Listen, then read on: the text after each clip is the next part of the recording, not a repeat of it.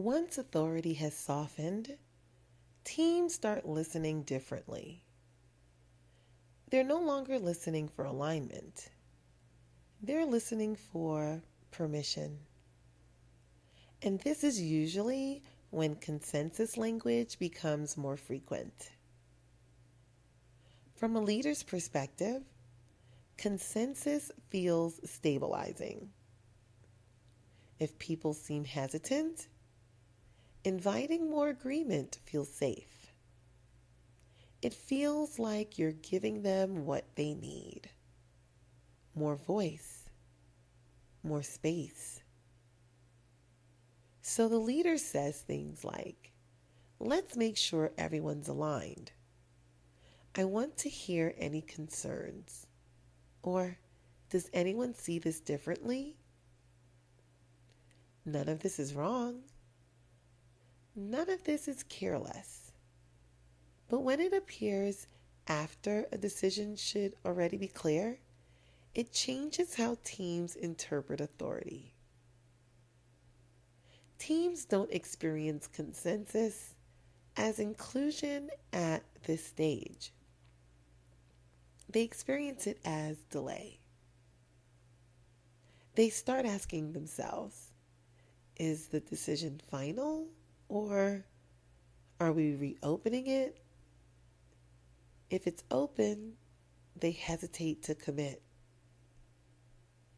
No one wants to be the person who moves too early or chooses the direction that's incorrect. So, people wait. They defer. They slow down.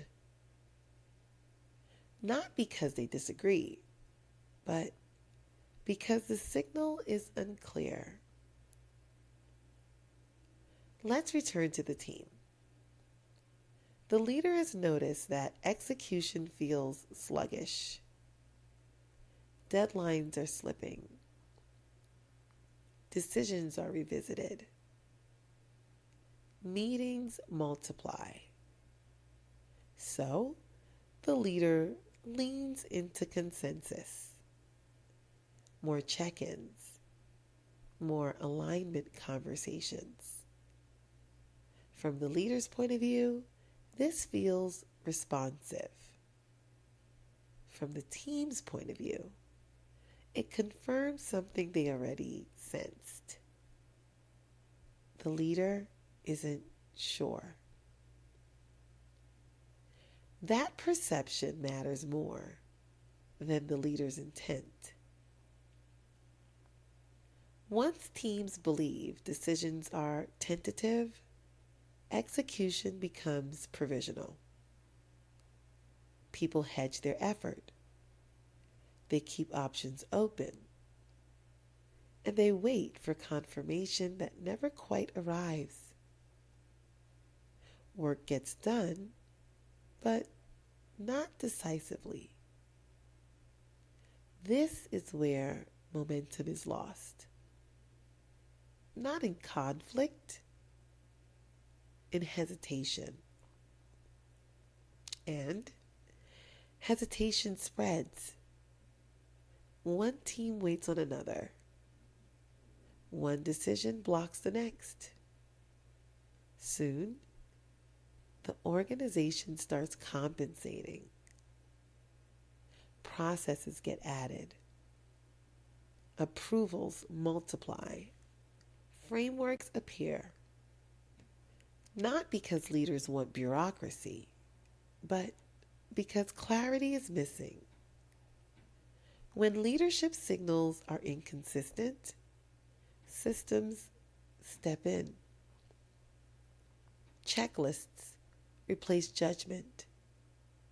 Escalations replace decisions. Meetings replace movement. Authority doesn't disappear, it gets redistributed. Often upward, sometimes sideways, rarely back to the original leader. This is how leaders end up out of the loop, without ever being challenged. Once teams adapt to tentative leadership, they stop expecting clarity. When clarity suddenly appears later, it feels disruptive. People question it. They double check. They seek reassurance. Not because they're resistant, but because the pattern changed. This is why leaders often feel they're repeating themselves or becoming more directive just to get movement. But the issue isn't force, it's timing. Consensus is not a leadership failure, but misplaced consensus is. Strong leaders understand when discussion ends and decision begins. They don't remove collaboration, they sequence it. When the sequence breaks, authority erodes quietly, and systems compensate in ways leaders rarely intend. In the continuation, we'll look at how small language habits shape long-term authority and why leaders often don't realize they've lost influence until it's already redistributed. Because by the time leaders feel sidelined, the organization has already adapted.